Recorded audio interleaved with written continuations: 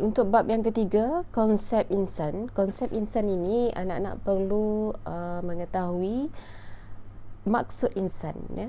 Kerap juga ditanya dalam peperiksaan tentang maksud insan, iaitu makhluk Allah yang istimewa. Makhluk Allah yang istimewa kerana memiliki akal, berkehendak dan boleh menerima ilmu.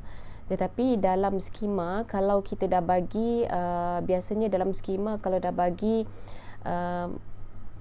makhluk istimewa yang memiliki akal fikiran sudah memadai. Namun untuk kita mendapat markah yang lebih baik ataupun untuk lebih lengkap, kita sertakan ketiga-tiganya, iaitu memiliki makhluk Allah yang istimewa kerana memiliki akal fikiran, berkehendak dan boleh menerima ilmu. Itu maksud insan. Proses kejadian insan di bawah kata kunci nami, N-A-M-I-I. Apa itu nami? N untuk nutfah, iaitu percantuman benih di antara benih lelaki dan benih perempuan. Kemudian alaqah, iaitu segumpal darah, ya, alaqah. Kemudian mudrah, ya, mudrah tu apa? Segumpal darah, nutfah, alaqah, segumpal darah, mudrah, daging, ya, menjadi seketul daging. Izam, ya, apa itu izam?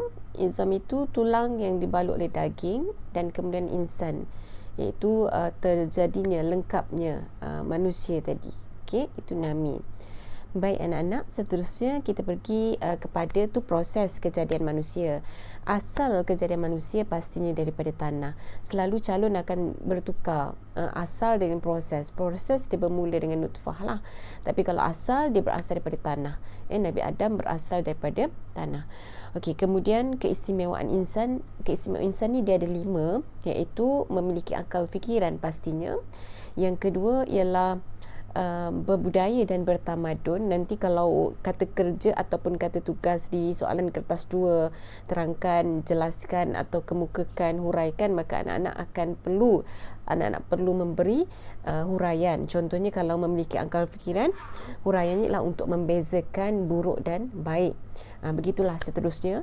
Itu ada keistimewaan insan ialah mempunyai akal fikiran, berbudaya dan bertamadun, dilantik sebagai rasul, menjadi khalifah di bumi, kemudiannya mempunyai fizikal yang sempurna. Itu adalah 5 keistimewaan insan. Baik, seterusnya kita tengok tanggungjawab insan. Tanggungjawab insan kita pecahkan kepada 3, iaitu tanggungjawab kepada Allah pastinya, tanggungjawab kepada sesama manusia, tanggungjawab kepada alam. Tanggungjawab kepada Allah antaranya menyembah dan mengabdikan diri kepada Allah Subhanahu Wa Taala, ataupun mentaati suruhan dan meninggalkan larangannya, bersyukur atas segala nikmat Allah, sentiasa berzikir dan memuji kebesaran dan keagungan Allah Subhanahu Wa Taala. Baik, itu tanggungjawab kita kepada Allah Subhanahu Wa Taala, tanggungjawab insan kepada Allah Subhanahu Wa Taala. Tanggungjawab insan kepada sesama manusia antaranya ialah menunaikan hak antara sesama manusia ni, seperti hak jiran. Okey, apa hak jiran? Tunaikan. Okay, kemudian hormat menghormati, bantu membantu, kasih mengasihi. Itu antara tanggungjawab insan sesama insan. Baik, seterusnya adalah tanggungjawab insan kepada alam. Dan tanggungjawab insan kepada alam ialah antaranya memakmurkan alam, iaitu menguruskan alam secara bijaksana. Okey, itu tanggungjawab kita kepada alam. Kemudian kita memelihara dan memelihara alam supaya tidak berlaku kepupusan kepada habitat, haiwan dan juga tumbuhan. Itu juga tanggungjawab kita kepada alam. Baik, anak-anak, itu bab yang keempat. Mudah saja. Bab yang keempat tak banyak sangat. Maksud insan, proses kejadian insan, kemudian keistimewaan insan, dan seterusnya tanggungjawab insan. Baik, kita beralih kepada bab yang keempat, konsep. Tadi bab yang ketiga, kemudian bab yang keempat, konsep alam. Konsep alam, kita perlu tahu maksud alam, walaupun rasanya tak pernah lagi ditanya dalam peperiksaan maksud alam. Tapi Ustazah bagi tahu jugalah, alam ialah makhluk yang diciptakan oleh Allah Subhanahu Wa Taala.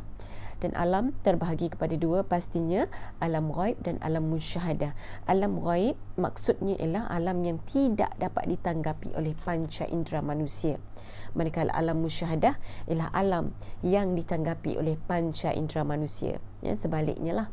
Baik, contoh alam ghaib, banyak sekali alam ghaib. Antaranya yang paling dekat dengan kita selepas daripada tempoh kita berakhir di dunia, kita akan berpindah kepada alam ghaib yang pertama, iaitu alam kubur, hari kiamat, alam kebangkitan, hari kebangkitan, yaumul hisab, hari hisab, hari perhitungan, titian sirat, kemudiannya syurga dan neraka. Itu antara contoh-contoh alam ghaib.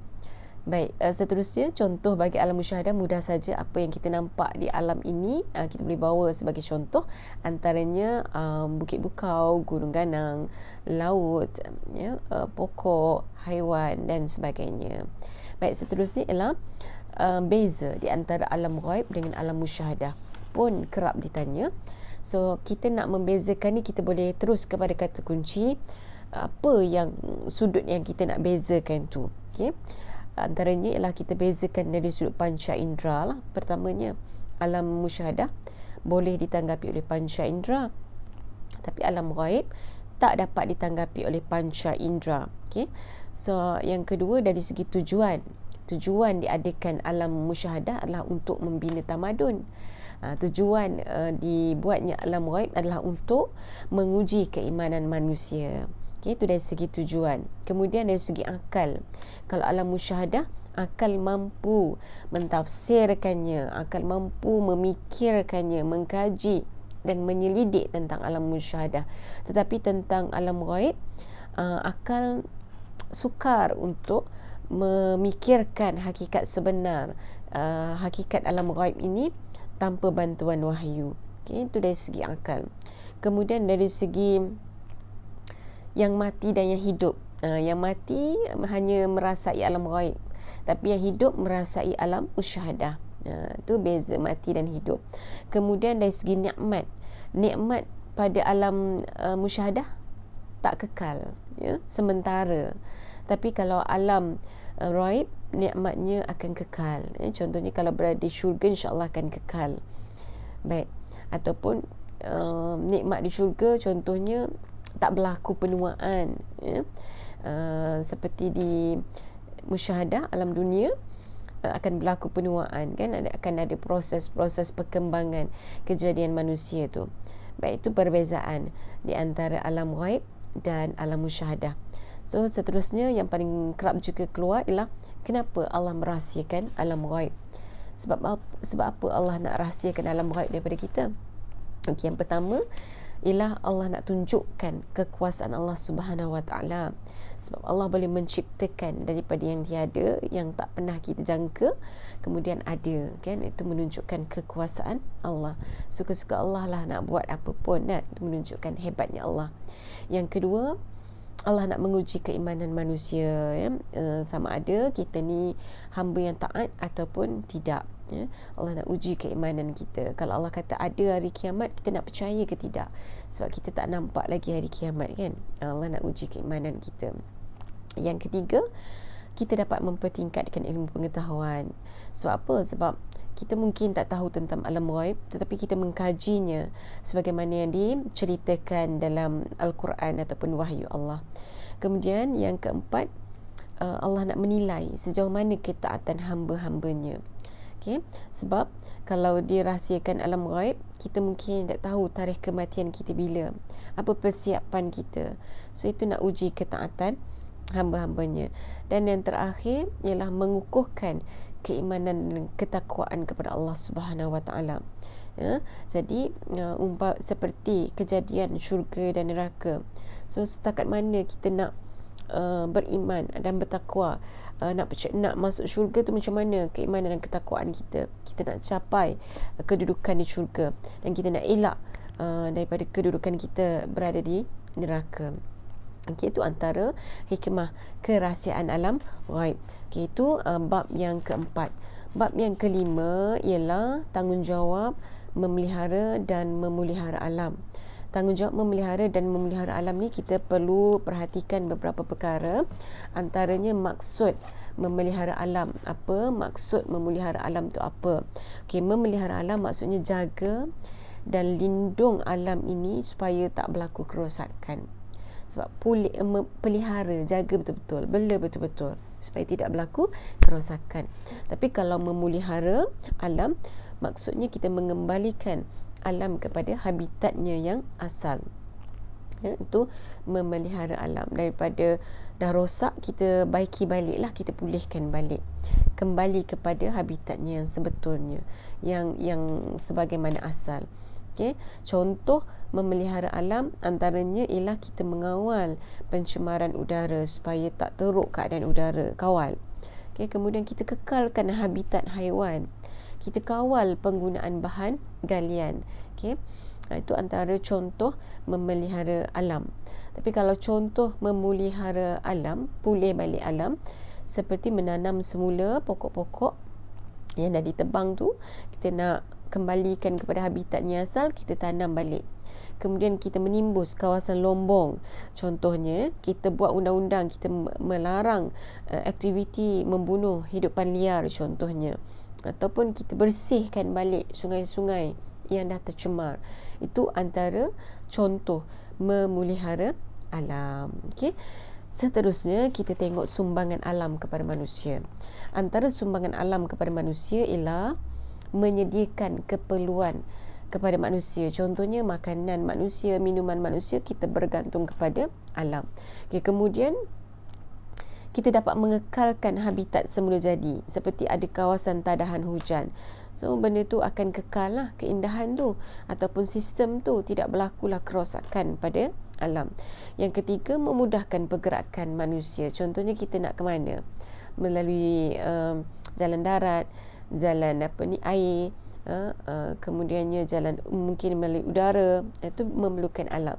Okay, kemudian melalui alam juga sumbangannya ialah dapat mengawal pencemaran udara. Bila banyak pokok-pokok, so kita membekalkan oksigen yang cukup kepada manusia, dan kita pula merembeskan ataupun mengeluarkan karbon dioksida yang diperlukan oleh alam ataupun tumbuh-tumbuhan. So automatik akan berlakunya alam yang lebih sihat dan segar, bila ada banyak pokok ataupun banyak tumbuh-tumbuhan.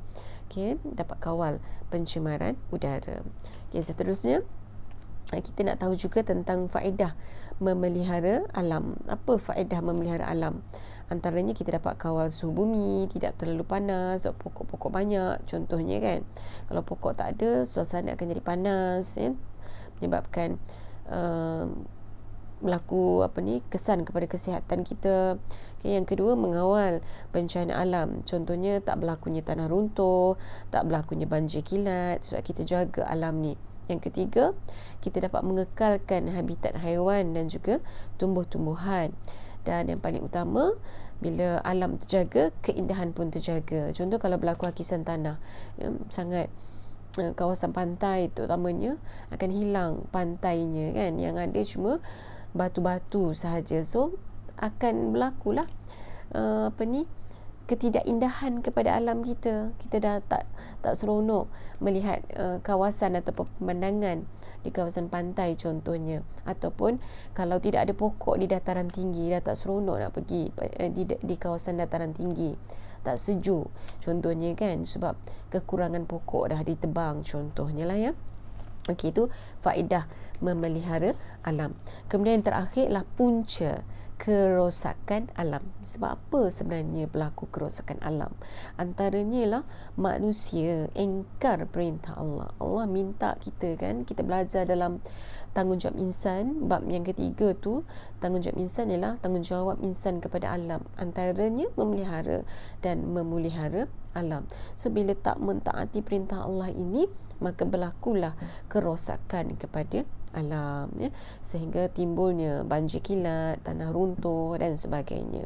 Okey, kemudian ada juga disebabkan oleh manusia tamak, rakus, mengejar kemajuan, mengejar kemewahan, sehingga sanggup mengorbankan keindahan alam semesta yang direzekikan oleh Allah kepada manusia. Okey, itu antara punca yang menyebabkan berlakunya kerosakan alam. Ya, ada juga, mungkin juga kita boleh menjawab, manusia tidak berpegang dengan amanah yang telah diberikan oleh Allah sebagai khalifah di muka bumi, kan, tak menjaga elok-elok apa sahaja amanah yang telah diberi oleh Allah, sehingga Allah menurunkan bala dan musibah kepada manusia itu sendiri. Okay, itu antara punca kerosakan alam. Baik, itu 3 bab, iaitu konsep insan, konsep alam, dan tanggungjawab memelihara dan memelihara alam.